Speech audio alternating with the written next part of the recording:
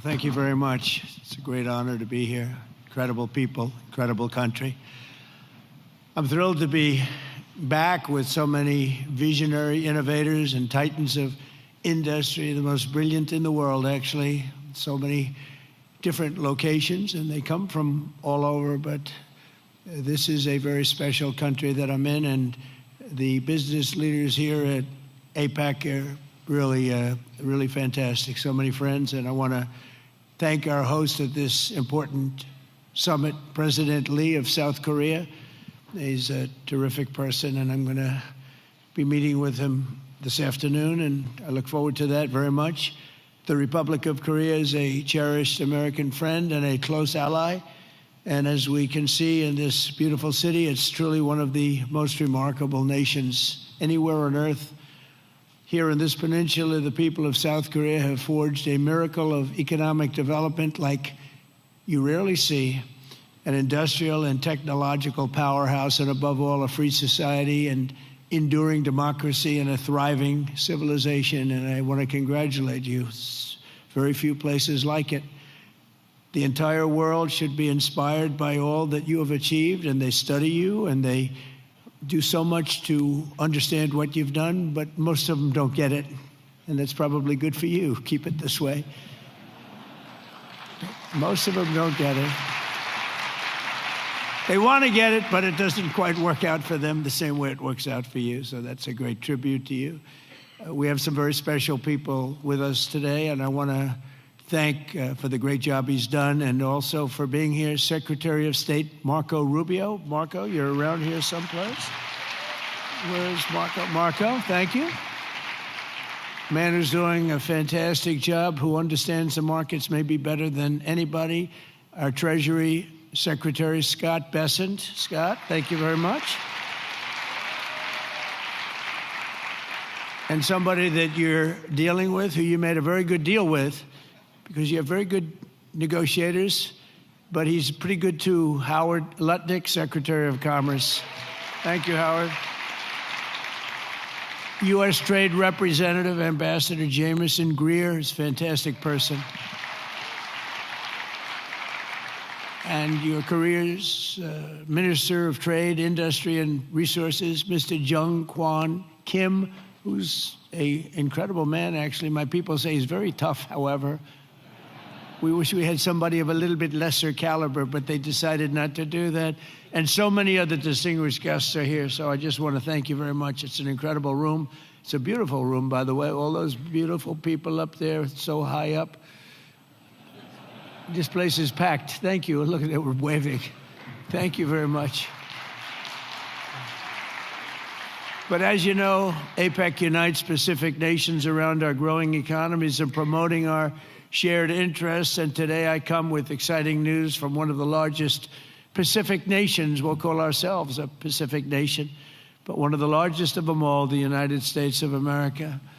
I'm pleased to report to you that this afternoon, after 4 years of weakness, disaster, really decline, America is back, and it's back stronger than ever before. We're doing numbers that nobody's ever seen before. We're the hottest country in the world, actually, and I say that with other countries represented, and they admit it. But I do say it very proudly. 1 year ago, our country was in very, very serious trouble. Some people thought our country was dead.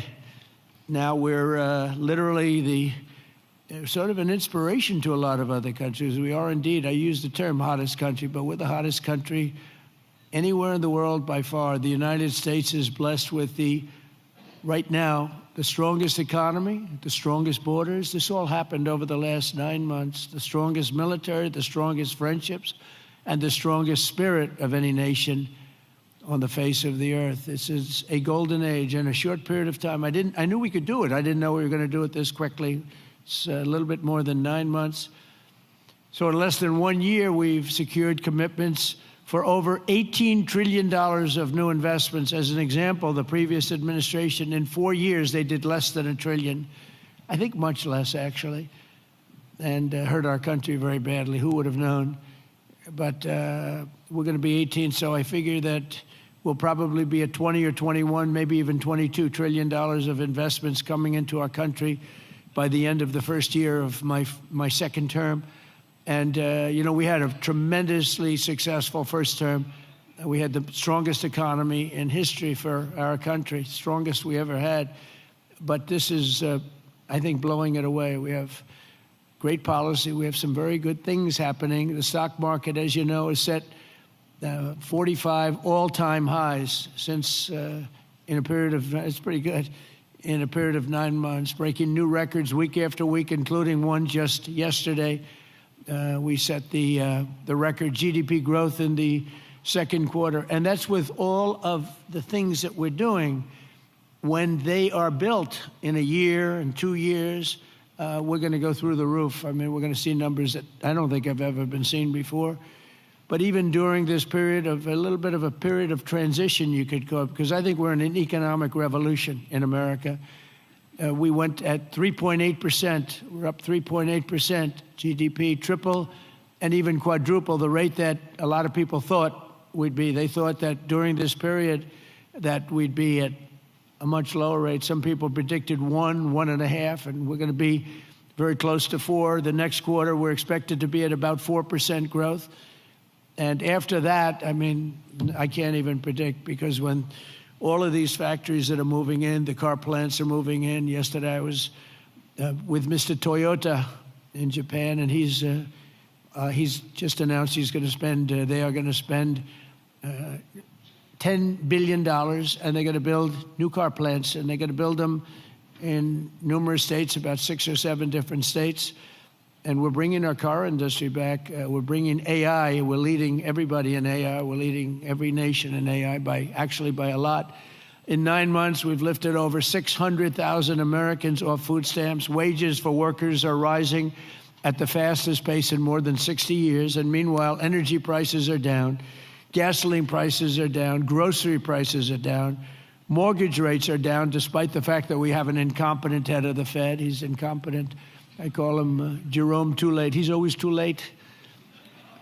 Jerome Too Late Powell. But he's out of there in another couple of months. We'll be very happy about that. We'll appoint somebody that we all like, because we should have the lowest interest rates of any country. Because without us, there are no other countries, really. I mean, the whole thing falls apart. You know, America always had the lowest interest rates, and now we don't do that. We're like number 28. It's ridiculous. And we're a much different country than we were 2 years ago or a year ago even. But you know what the crazy thing is? In the old days, I call the old days, I'm a little bit older. I'm looking at all these young, brilliant faces. I'm a slight, couple of years older than you, just a couple of years. But in the old days, when you announced good news, the stock market went up. You announced good news, the stock market would go up. Now, when you announce good news, the stock market goes down, because people say, oh, that's terrible. You're doing well, that's terrible. Interest rates will go up. So they think because of that, interest rates will go up because that. It's inverse of what it should be. We're going to go back to the way it used to be. When we announce good news, the stock markets are going to go up. And that's the way it should be. And we're going to really ride that very hard. And when we announce good news, we're not going to have a Fed that's going to raise interest rates because they're worried about inflation in 3 years from now or something. When we announce good news, we want the stock market to go up, not to go down. And the scourge of inflation we inherited. We inherited the worst inflation ever that we've ever had. I inherited from incompetent people. And now we're down to a very low rate of inflation, 2.7%. And it's going to be a little bit lower than that. It's almost a perfect number. Believe it or not, you don't want to have zero. You want to have like 1% to 2%, and we're very close to that number. But we had inflation the worst in the history of our country. But factories are booming in the USA, and manufacturing productivity is rising 5 times faster than it was just 1 year ago. Think of that. Steel production is way up by 155,000 tons a week. Oil production is through the roof by 500,000 barrels a day.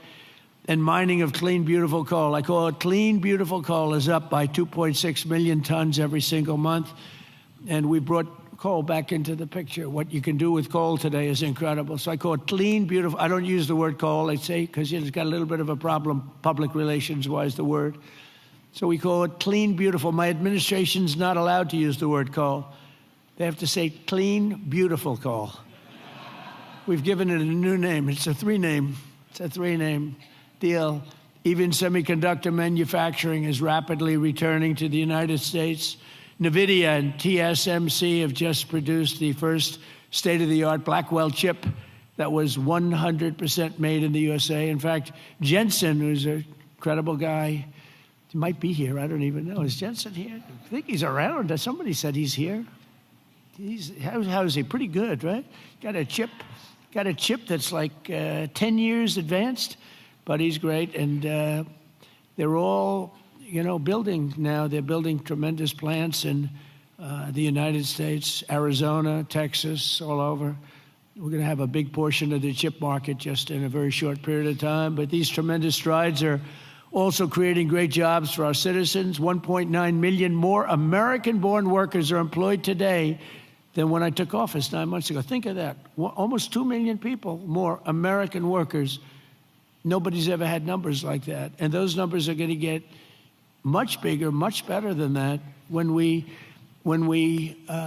open these plants that are being built all over, the AI plants. I've never seen plants this big. I built shopping centers. I built a lot of things. But if you spend $250, $300 million, you can build a big shopping center. These people are spending $50 billion to build a building.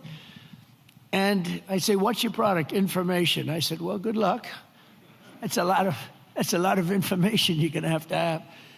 But, they're the smartest people in the world are doing it, and they all think it's great. All I can do is make it easy for them. And what I've done, one of the things that I'm most proud of, because I thought of it like every, country, our electricity production, our energy production is not, it's not, nobody ever saw this kind of a revolution with the AI.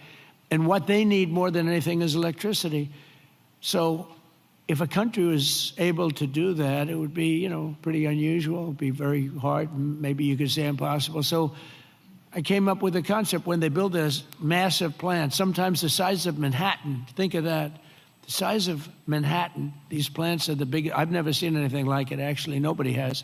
There's never been anything like it. But I let them build their own electricity generating plants with it. So they're building their own electric. They're sort of becoming an electric producing company in addition to all of the other things that they produce, including information. And what they're able to do is start immediately. We're giving them very fast permits. We're no longer having them wait for 10 years, 12 years, 15 years prior to rejection. They'd go 15 years and then they'd get a vote, a rejection. And by that time, their concepts were old and obsolete anyway. So, it's terrible. And we're getting it done rapidly, literally rapidly. And they're coming up with electric generating plants, the likes of which nobody has seen. The companies are standard companies that do electricity and create power companies. They've never seen anything like it because we have a level of genius, a level of people that are designing things that nobody's ever seen before that produces vast amounts of electricity for their plant. And if they have extra electricity, they sell it back into the grid. So they really, it's really been amazing. And it allows people to start building immediately, and they can't blame the government. They won't blame me because I didn't produce enough out of the grid that's 200 years old. So we have more people now working than at any time in the history of our country. And we've sort of just begun. It's hard to believe, actually, if you knew where we were 2 years ago. All of this is incredible news for Americans and for nations around the globe, and it is for South Korea because we're partners. We're serious partners. We're wedded, and we have a very special relationship, a special bond. In fact, we're working with you on shipbuilding, where you're going to come in. We were the #1 in the world during World War II. We produced a ship a day. Can you believe it? Tankers and freighters and this, but a ship a day. And today we're not really building ships, and we're going to start, and we're going to have a very thriving shipbuilding industry, and we're working it with South Korea very much so. In fact, some of the people in this room, they bought the Philadelphia shipyard. I think it's going to be one of the most successful yards in the world, anywhere in the world. It's great. Known for incredible production years ago, and sort of through bad management or bad thinking by people that were prior to me. I mean, you have to blame the president. You can give the president credit or blame the president, but I blame the president. They allowed the shipbuilding industry to go away, essentially, in our country. We're going to bring it back very, very powerfully. When America thrives, our partners thrive, and our alliances thrive with all of the countries. The Indo-Pacific thrives, and that's good for all of us, and the entire world becomes safer and wealthy and greater than ever before. We get along with a lot of countries. We solved a lot of wars and a lot of problems, and that's all good for all of us. The extraordinary American turnaround that I've just described has been achieved not by just continuing business as usual back in Washington. If I didn't win the election, and we won it in a landslide, we won by tremendous numbers. I had a whole thing too big, you have to say, too big to rig. We didn't want any rigging. We had these great polls going in. I said, don't believe the polls. Pretend we're 1 point down. Always assume we're 1 point down. And everybody voted. We won in a landslide. We won all 7 swing states. You have to win the swing states. And we won all 7, which is something that rarely happens. But to win the popular vote by millions, we won everything you can win. The Electoral College by a tremendous amount. We won in counties. They have counties, thousands of counties. And we were 2,700 compared to 525 actually. So think of that. We were 2,750 compared to 525. And that's why the map shows all red. Red being Republican, not something else. Red being Republican. Only a few people understand that one. My administration has rejected the old model of incompetent government that punished success and rewarded failure and made building anything almost impossible. When you come into our country, and many of you are doing that, but when you come into America, you're going to get service like you've never seen before. Quick permits, and we want safety, we want great environmental, we want everything good, but it's going to go quickly. We're rewarding those who build and create and hire and invest in the USA, and we're making America the best place on earth to do business, and that's what it's become very quickly. We have some wonderful people. Lee Zeldin at Environmental, he's incredible. He gets the right result quickly, and he makes sure that people do the right thing. But we will have the best tax rates, the lowest energy costs. We have the lowest energy. We have tremendous amounts of energy, more than anybody else. We have the most oil and gas and coal, more than any other nation on earth. So that's a big advantage that we have over others. We have the lowest regulatory burden. In my first term, we cut more regulations than any other administration in history, and we're going to do about the same level right now or more if we can. The most advanced technology and the fairest trade deals anywhere in the world. And for decades before I took office, our country was run by legions of bureaucrats who were always looking for a reason to say no. Why? How can we say no? They wanted to say no. They thought that was their job, and it's really just the opposite. We work to say yes. So now we have a president in the White House who cuts through the red tape and excuses. We don't stand for excuses, and says yes to big ideas and bold initiatives and grand ambitions so that America can have great industries, great dreams, and to be the greatest nation on earth, which is where we are now, actually, in a very short period of time. We're rebuilding things that are incredible. We have the strongest military in the world. We have the best equipment. We have the best manufacturers of equipment.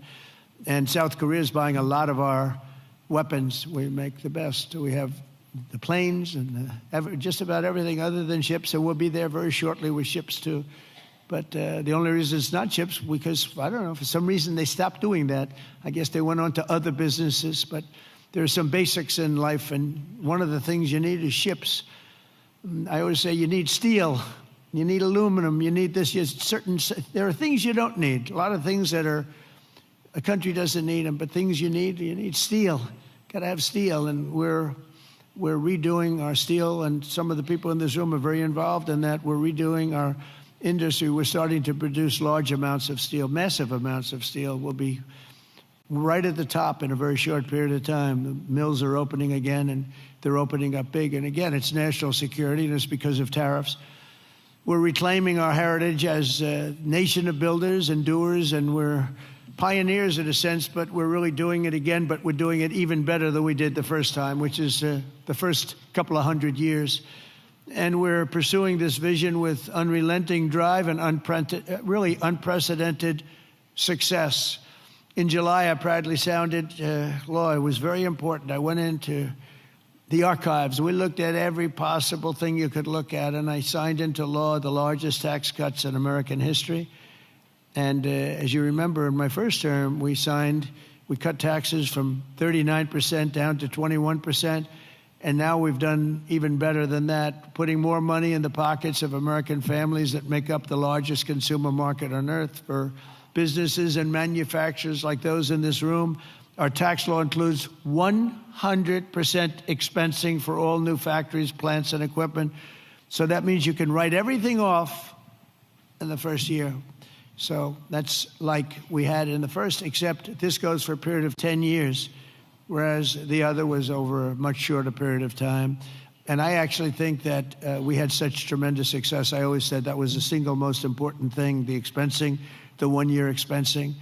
Upon taking office, I signed executive orders that require that for every one new regulation, 10 old regulations have to be eliminated. I did that in the first term, too, and it worked.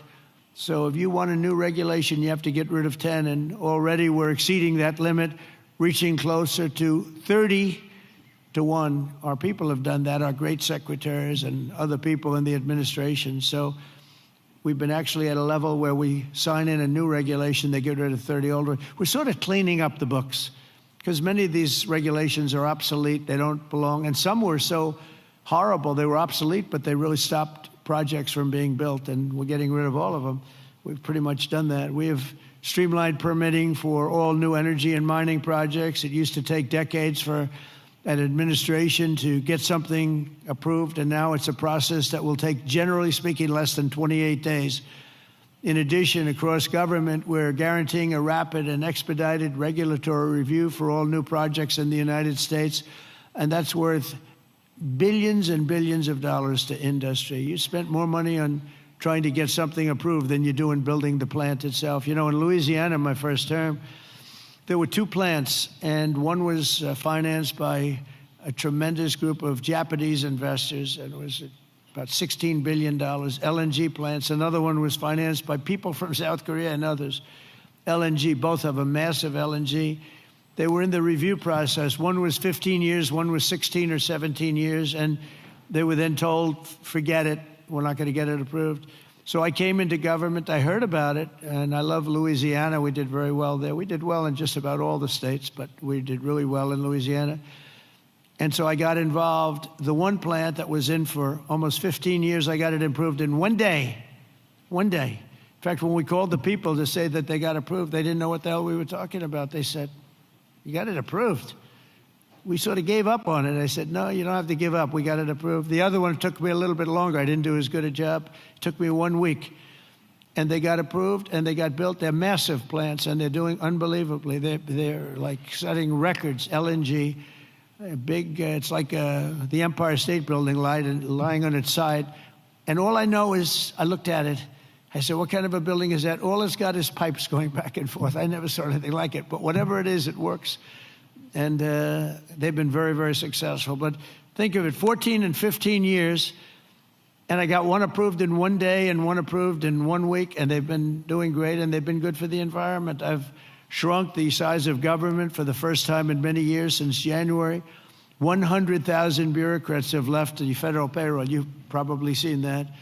So we're creating real jobs. We're getting rid of wasteful jobs. Government spending is down 2.5% this quarter compared to 1 year ago. It was going through the roof in the previous administration.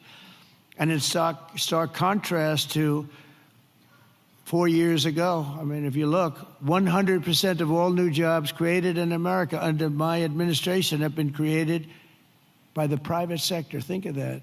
The government created no new jobs.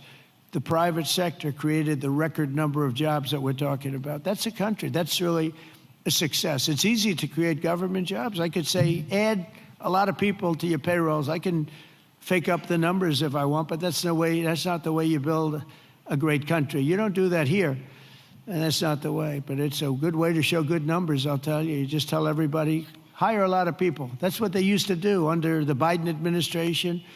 Under Barack Hussein Obama, you had, they'd say, hire a lot of people so we can make our numbers look good. I do the opposite. And we have real numbers. These are real numbers. There's truly no better time to invest in the USA. The results speak for themselves. Since the election, TSMC has pledged to invest $100 billion in the United States. So they're coming in from Taiwan. We have tremendous numbers of companies coming from Taiwan and building in the U.S. Apple, $600 billion investment. Hyundai, $26 billion. Micron, $200 billion. SoftBank, OpenAI, and Oracle, over $500 billion. Amazon, $35 billion. Pfizer, $70 billion. JERA, $200 billion. Google, $25 billion. NVIDIA, $500 billion. Genentech, $50 billion. Johnson & Johnson, $57. We're bringing back all of our pharmaceutical business. IBM, $150 billion. AstraZeneca, $50 billion, among many others, many others, too many to talk about. But one of the most significant factors in this remarkable surge of new investment has been my transformation of trade policy. 8 years ago, I came to this very summit. I was here. Does anybody remember? I don't know. I remember. Does anybody remember what I said? Yeah, there's a few hands up there. It must have been a great speech. 3 people. It's not too many people. But there's no reason to, because you saw whatever I said, I did. And for the first time, I laid out the principle that economic security is national security. Economic security, that's for South Korea, that's for any country. But economic security is, in fact, national security. I made the case that the global trading system was broken and in urgent need of reform, had to be fixed. The system had been exploited by countries that broke the rules at the expense of countries that followed the rules to a T, and asked the nations of APEC to be our partners in making the system fairer and more sustainable for all of us, and we all work together, the APEC nations.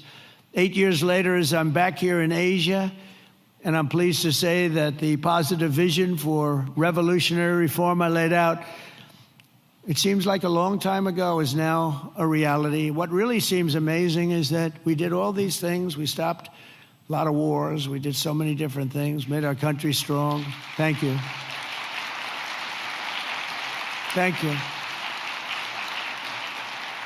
And the campaign seemed like so long ago. And I was reading something today in one of the journals, and they said, can you believe it? 1 year ago, I was campaigning to win. Think of that.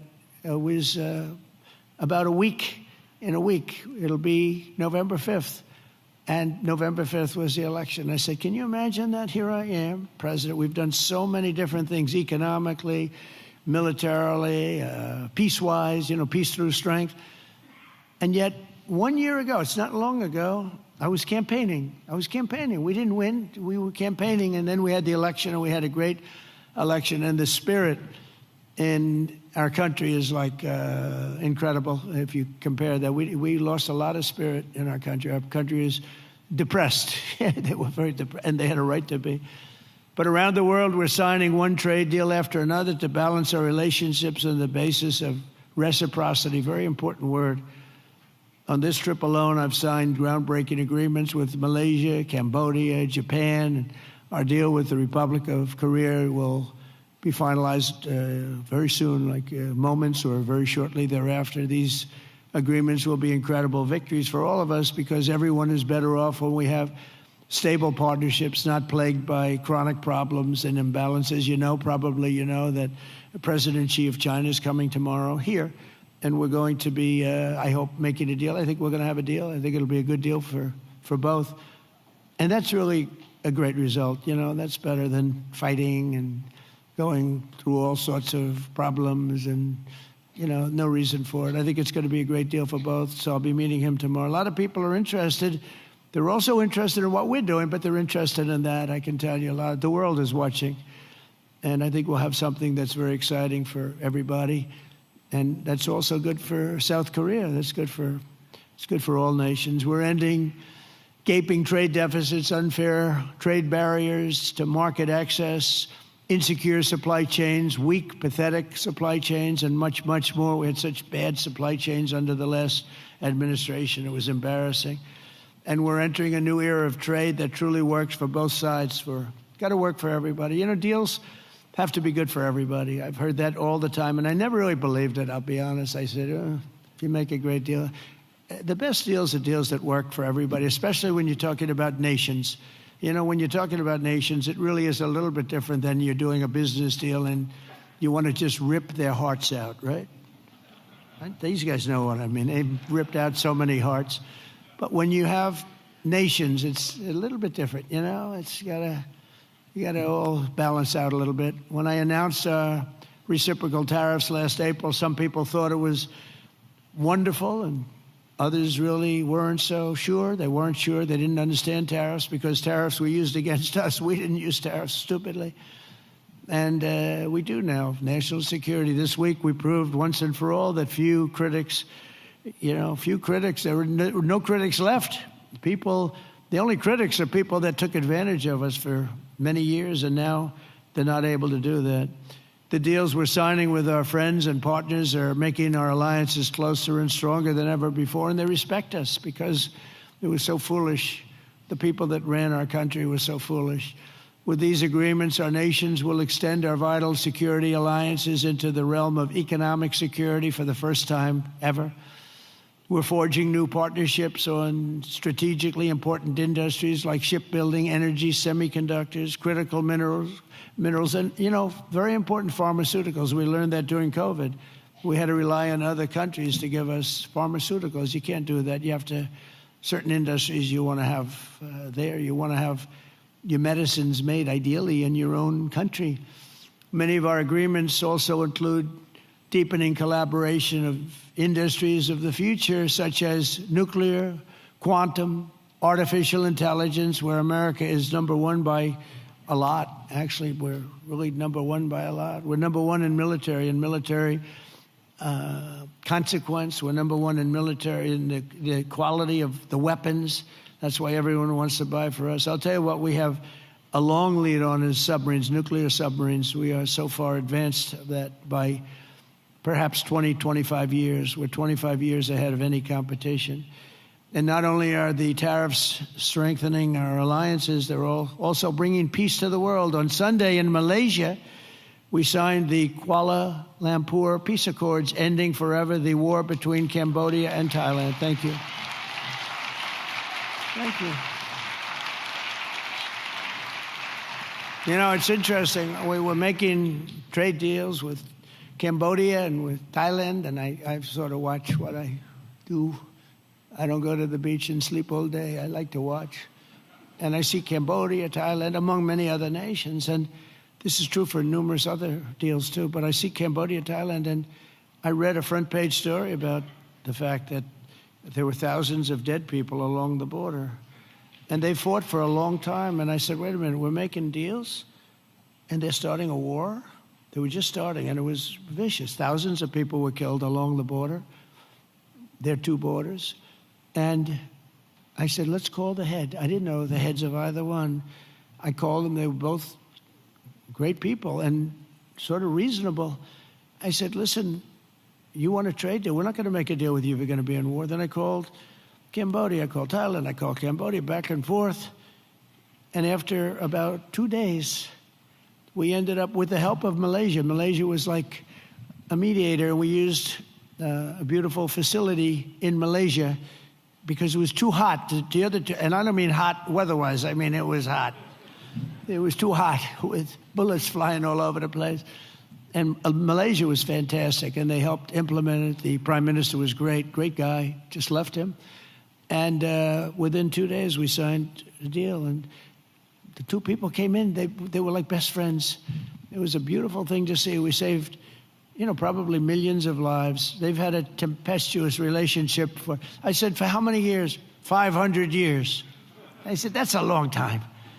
That's a long time. But we think this is going to be, hopefully, I use the word everlasting. Same thing in the Middle East. We hope it's going to be everlasting peace. They've never had peace. They've 3,000 years, and we signed in the Middle East. But I've ended 8 wars in 8 months, and in many instances, trade has played a big part in getting those wars ended. On top of it all, tariffs now projected to reduce our deficit by $4 trillion over the next 10 years, and I think actually much more than that. That's national security, because you can't have deficits and you can't have debt all over the place. And stops inflation and strengthening the dollar and ultimately balancing our federal budget, which I think we're going to do very quickly, only because of our policy of fair tariffs.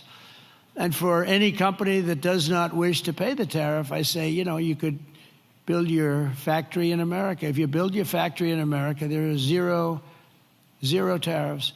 But, again, going back to the wars, it's so important. If you look at India and Pakistan, so I'm doing a trade deal with India, and I have great respect and love.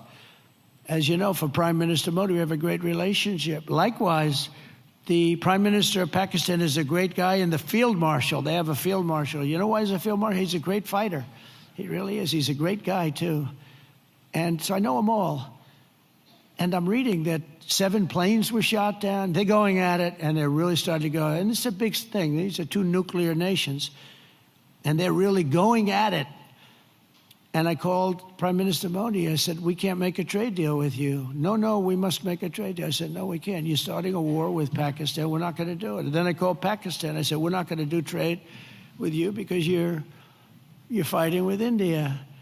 And, 2 nuclear nations. And they said, no, you should let us fight. They both said that. They're warring. They're strong people, I'll tell you what.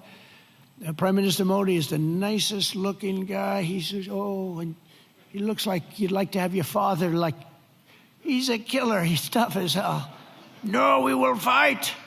I said, whoa, this is the same man that I know. But after a little while, and they're good people, and after literally 2 days, they called up and they said, we understand, and they stopped fighting. How is that? Isn't that amazing? Now, you think Biden would have done that? I don't think so. Most people wouldn't have thought of it, but, they wouldn't have thought of it.